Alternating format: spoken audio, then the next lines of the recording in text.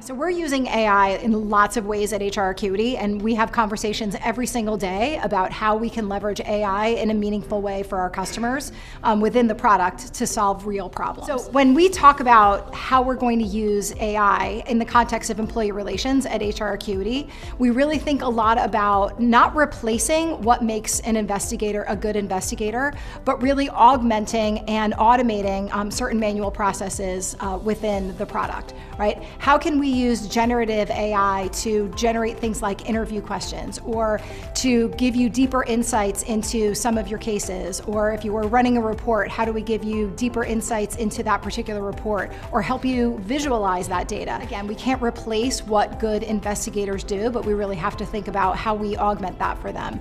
A lot of also what we hear from our customers is we want to use AI to sort of be a second check, right? So our investigators might come up with a set of questions, but then by using our question generator, sort of see if they missed anything. So again, it's not about replacing what investigators do, but really augmenting it.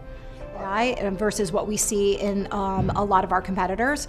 We are the foremost thought leader in employee relations. Right? Everything that we do is steeped with our best practices in mind, and that also includes our AI.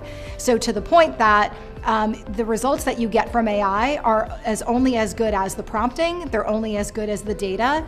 No one has the expertise that we have to prompt the way we prompt and to use the data that we have that no one else in our industry has.